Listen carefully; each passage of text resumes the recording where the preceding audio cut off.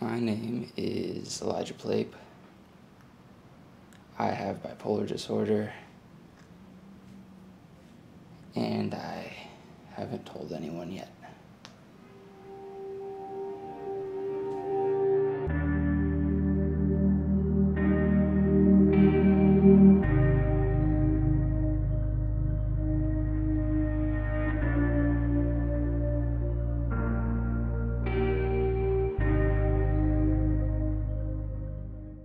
I would consider you to be definitely one of my best friends out here in New York. I feel like we have an unusual relationship to where you know that I don't open up to people very much. And if I do, it takes a very long time before I get to that point. But I got to that point with you a lot quicker than other people, and I feel like that's because you just asked questions where I had to. Mm-hmm. So like, since you know me so well, and you're here in New York with me, and you experienced me last year, which was, kind of a mess. And one thing that you said when we were at actually Kelly's birthday party, was you said, like, it was just a passing comment, but you mentioned how much I've changed from last year to this year. And that's definitely true, because I've just kind of tried to do a lot of self-improvement, and part of that is, since coming to New York, I've started going to therapy, which you're probably thinking, thank God, it's about time. But since going to therapy, this is my first time telling anyone. My therapist diagnosed me with bipolar disorder. I think there's definitely things that make sense around that. The walk, there are other things that contribute to the walk, but I feel like there's definitely moments where there would be an unusual shift. October 23rd, he diagnosed me with bipolar disorder, and since then, I have not told anyone except for anyone in this room, which has been interesting. Well, it's been weird because since I haven't told anyone, and the only time that I would address it was in that room with my therapist, and which is like a 45-minute trip. Yeah, it is so far away from here that sometimes I would just remember, I'd be like, oh yeah, I'm bipolar. Yeah, it would be like a separate life or a separate. And so now it's kind of, well, I've accepted it more into part of who, like, I've just gotten used to that thought, because it's been something that I've definitely thought about, especially after starting this documentary. And now it's a weird feeling of finally telling people, and it's something that I've been super nervous about, because honestly, one of the things that I like the least is having a serious conversation about myself. Yeah. And there's no other way to make this documentary than to have those conversations. And I knew I definitely needed to talk to you, because you were the person who probably saw the most of probably like the worst season of my mental health. Yeah. So you noticed the depressive episodes in a way. Yeah. Did you, like, how much did you notice, like, any, like, manic episodes, or, like, did you notice that at all?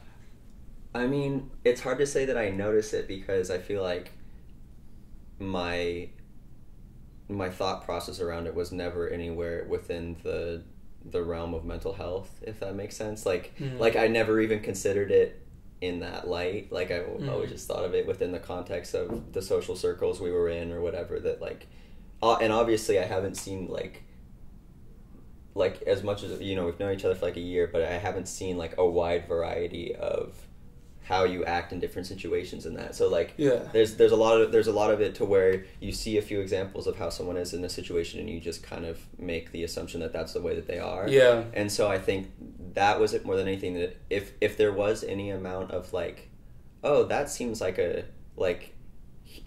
here's the input, here's point A of what's like what the situation is, and here's the way that you're reacting to it, and that doesn't line up with how I would react to it or how I would think someone would react to that thing, but I guess that's just the way that you are. Yeah. So it's kind of a difficult thing to like think back on it retroactively, because I don't know that I could have possibly like characterized it. Did you notice, like, did you ever wonder or concern about my mental health?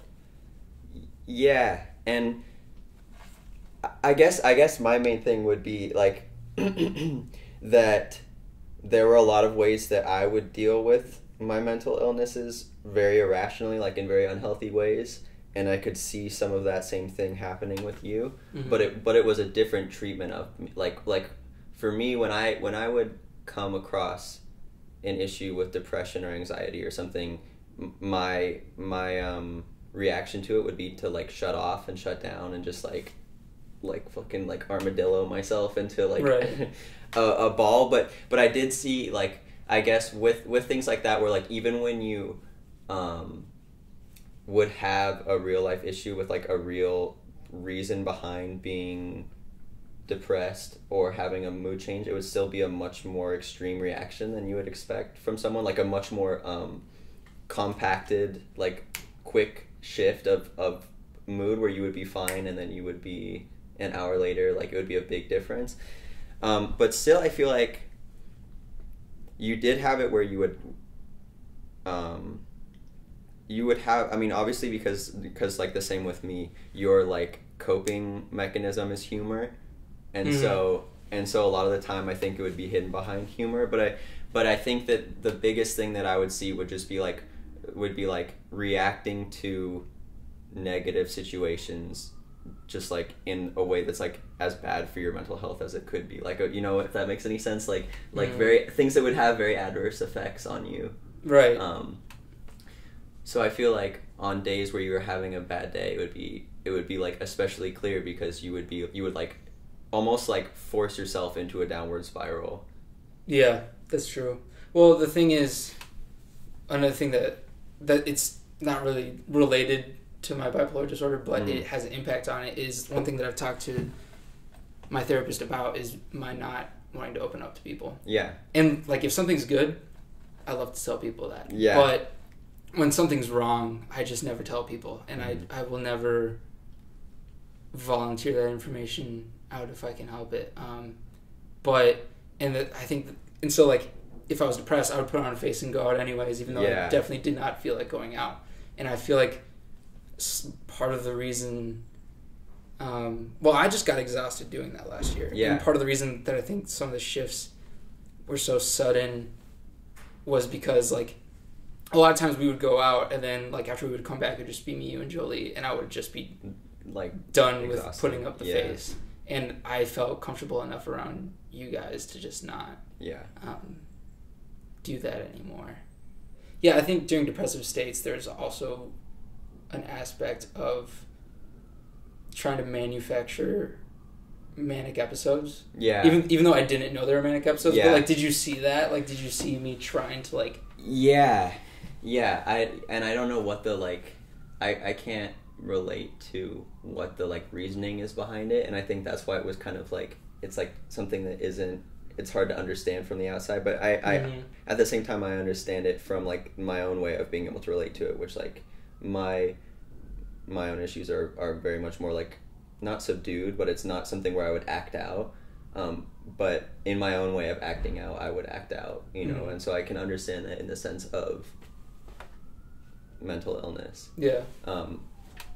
And that's that's one of the problems is at my base state, like not in depressive or manic episode, I'm I have a fair amount of energy. During those times, I know where to put it more. Yeah. Well, you're high functioning for, that's almost like the most dangerous way to be when it comes to mental health, because people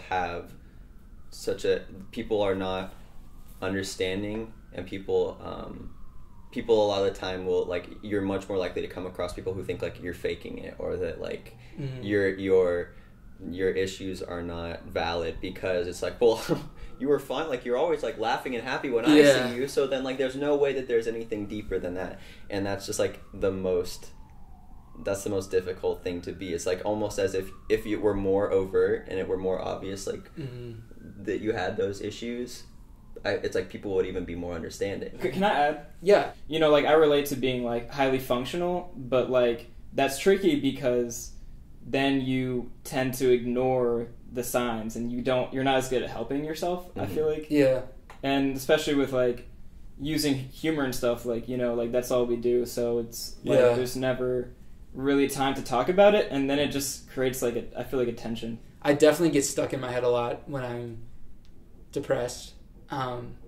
Manic episodes, I'm not in my head like at all. Yeah. You know, because it's racing thoughts, and you know, it's making decisions that I regret later on, which, Caden, you've seen a lot of that. And like just blurting things out. Like there'll be times, like I don't know if like you can think back on this and remember anything, but there's just times where I say something that doesn't really make sense. Like there's like, it's almost like there's a missing piece of conversation that would make it make sense, but I've already thought through that and I'm on the next thing. And like, is that something you know, like that doesn't quite fit in the... I don't even know. I like... Because I blur it. Yeah, you definitely do blur it. But I feel like it was never anything that like stood out to me. But when you like put the spotlight on it, that is definitely something that like what happened. I didn't even... That is definitely something. No, and it's... Because, I mean, like, it's not something that I do all the time. Sometimes I'll just say something and it's just like, oh, that doesn't... Okay. Yeah, and I'll, like, it's just something you'd brush off. Like, from the outside, you just be like, okay. Yeah, you would brush it off. I brush it off. Well, I'm not thinking about it. So, I don't even brush it off because it's all just whizzing past me. Do you, like, worry about people being concerned about you? Yeah. Like, do you not want people to, like, be like, oh, is he okay? I guess, you know, I want people to, you know, if... with the context of knowing that I have bipolar disorder, if they're concerned in that respect, like if they're genuinely concerned, like of course check in, because if I'm manic then I'm not thinking about it. Yeah. And if I'm depressed I probably don't care. Yeah. But yeah, I guess mostly like if people are gonna check up on me, I want it to be more in the context of, you're my friend, I want to check up on you, like are you doing okay? Not just in the lens of, you know, and I think you're mentally not a pity ill, party, right? And I think that's what everyone who struggles with anything kind of wants, is like, if you're gonna check up on me, like don't just do it like, oh, are you depressed? Yeah, you know, because like maybe I'm just at baseline, but something bad happens. Yeah. You can have a bad day that isn't, like, everyone has a bad day, and that doesn't mean you're having an episode, or it doesn't mean that, like, that it still happens. The fact that you brought us here is pretty sweet, because it's hard. It's really hard. I'm sweating bullets right now. Yeah, no, it's so... I'm freaking out. Yeah, I feel like honored that you invited me. Yeah, and it's really dope. Yeah. No, like, I'm trying to keep my composure right now, but I'm... Well, you're doing really well, and I don't know if I'm speaking for all of us, but like pretty proud of you for that. Thank you. Yeah. It's a weird thing to find out when you have a mental health issue, because it's freeing to finally know what's wrong with you. But at the same time, if I could choose not to be bipolar, I would. Yeah. I mean, except for like in manic episodes, I'm probably like, this is awesome. Until it puts a weight on your shoulders because you don't know what the implication of it is. Of like, what does this mean? Like have I not seen the worst of it? Or like how?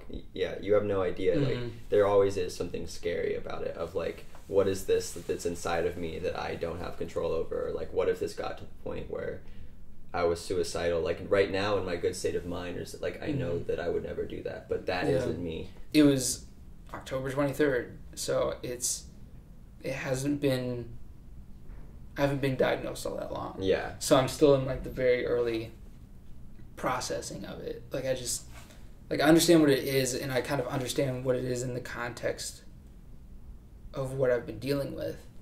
But now I'm just kind of working out how it works, how I can deal with it.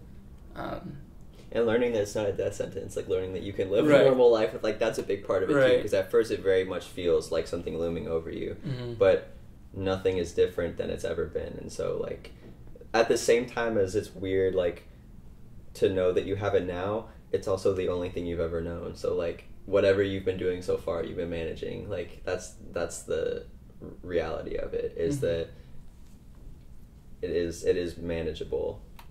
And this is just the first step of being able to manage. Because like I feel like I was hiding it more than managing it. Yeah. Yes. Yeah. And that's, now that I've been diagnosed, that's the nice thing is now I can get better. Since coming back to New York, I don't know, what do you think? Should I just jump back into it? Just okay. This one's harder. This one's a lot harder. So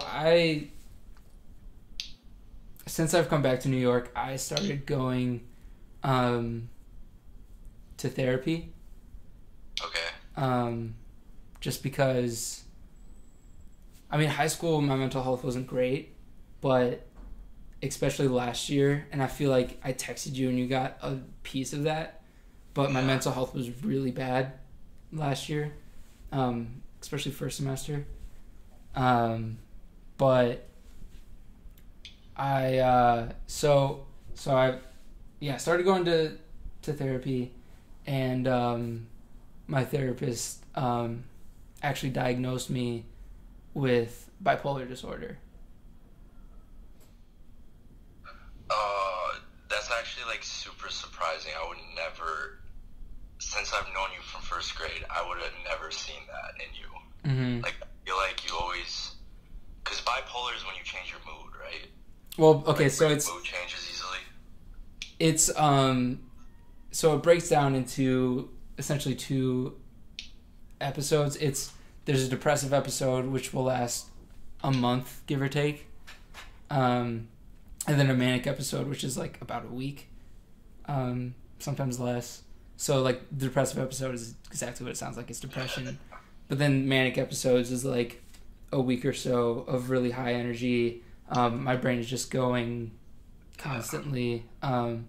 So it is changes in mood, but it's not sudden. It's the periods, yeah. No, yeah, this actually surprises me, because I always feel like you're in a good mood, in a happy mood. You know, when I'm depressed, I make sure that no one knows. Yeah. The depressive episodes you've never seen, really, or you feel like I've never seen, like, you've texted me and stuff, but like I knew it was serious, but I didn't think it was that serious, you know? right. Like, I thought you were handling it and stuff. Mm. It doesn't bother me at all that you have it. Like, you're still the same person. That's one thing that I've had to remind myself is I just got diagnosed a couple weeks ago. Yeah. Like, I didn't just get it a couple weeks ago. Yeah. We've been best friends for so long, and we've spent a lot of time with each other. Yeah. And, like, just the fact that it all went unnoticed is so scary. Yeah, that's so true. And, like, that's not... I don't want you to feel like you should have noticed anything. Yeah. Because I spent so much time hiding that there was any issues. So, like, how could you have, like, noticed anything? But, yeah, no, like, that's terrifying that it can just go... So close and no one notices it. Yeah. And it... Like, I just feel like bipolar disorder isn't talked about enough. Like, mental health is getting talked about more and more, which is fantastic, and depression is being talked about more, which is great. But I feel like there's a lot of people who just still don't really understand what bipolar is, and stuff like that. Because I even didn't really understand what it was until I got diagnosed, which is scary. Because like, I knew it wasn't you're so bipolar, you know, when... Yeah, when someone just says it. Yeah, and, like, you know, people think it's, like, just the back and forth, constant mood shifts. I knew it wasn't that, but, like, knowing what it's not isn't even close to being the same as knowing what it is. No, the craziest thing is how, like, I didn't really notice it. Yeah. It's a disorder that no one really talks about. Yeah. It's really low key. I feel like if I would have known the disorder, I might have noticed it then. That's interesting. Like, I remember last year you staying up till 4, like, the whole week and getting no sleep and stuff. I was like, how are you functioning? that's crazy that the thought of if you had a better understanding of bipolar disorder, you might have noticed it in me. I feel like I could have. Do they have like treatments for it? Yeah, so right now, I'm mostly talking. It's talk therapy with my therapist, and there's medication for it, and it's up to me. But I told my therapist that I want to try talking it out and see how much I can, cope with it, handle it as much as I can with just that. Yeah. And if medication becomes necessary, then I'll do what I gotta do. But I'm very recently diagnosed. Yeah. So I want to see, I feel like jumping into medication would be a lot. Yeah. No, I feel you on that. I would have done the exact same thing as you. But if I do get prescribed, you can be my go-to pharmacist. Thank you for telling me. Mm. And then of course, you can always come to me whenever. Like if you ever need anything, you can text or call, whatever. And I always got you. Thank you for being the type of best friend that I know that I can tell that I have bipolar disorder, and like the support and all that is, yeah, thank you. Gotcha. Yeah. All right, so congratulations, you're gonna be part of my documentary. Yes, let's go. I think it's better for me now that I'm with people and I'm actually telling people. When I did that opening shot, just me telling the camera, I had like a breakdown afterwards. I have never felt so lonely in my life. The main thing that I feel right now is just like gratitude, essentially. I told no one what this shoot was until they were on set or being interviewed or whatever. You guys just did it anyways. And you didn't have to do that. You could have just been like, well, what's it about? None of you pushed to find out what it was about. And when I told you what it was about, you guys were just immediately on board. And that's incredible. So thank you guys for that. You're in a room with people who really care about you. To tell my best friend since first grade that I have bipolar disorder, and his reaction, I had to clarify what bipolar disorder was, but before I even clarified what it was that I have, he had just like accepted it, it just didn't change anything. I have bipolar disorder, and that's something that I'm going to have to work with for the rest of my life. And that's, I've made my peace with that. It's easier now to know what the problem is, and now, after tonight, it's easier to not deal with that alone. Telling people that I have bipolar disorder is honestly one of the best things that I have ever done.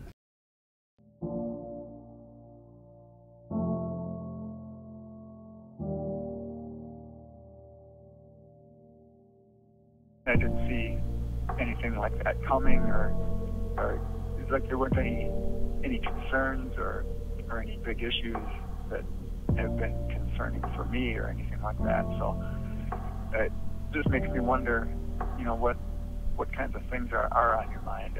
And it just makes me wonder what is it about life that just doesn't seem right now, or what is it about you that just didn't seem right. I hope you know that I didn't miss seeing you struggle, but I didn't know how deep and didn't know how to help. And I know you want me to know you're okay. This may be your struggle, but this is not your identity. It's who you are. The initial goal of this documentary was just a way for me to tell people. It was just a reason, I guess, some sort of justification, something for me to hide behind. But now I want it to be something more. I want it to be, I want to affect someone who's not me in the way that I was affected. And whether that's people that I know getting a better understanding of what bipolar is, that's great. Like spreading awareness, making more people understand what this is, because I feel like a lot of people don't. Or if it's like someone like me who has been recently diagnosed, or if it's someone who has been diagnosed a long time ago and then they can relate in another way. I just hope that someone, whether I know them or not, gets affected by this in some sort of way. I just hope this documentary has a genuine impact, rather than kind of the selfish motivation that I had early on. And they always say the documentaries, you start out with one idea, then the footage kind of leads you to another, and this is absolutely what that is. It started out as something for me, but now I want it to be something for someone else. As for me, I am bipolar, but bipolar is not who I am. I'm just gonna do the best with the hand that I'm dealt. I'm not gonna lose out to bipolar disorder.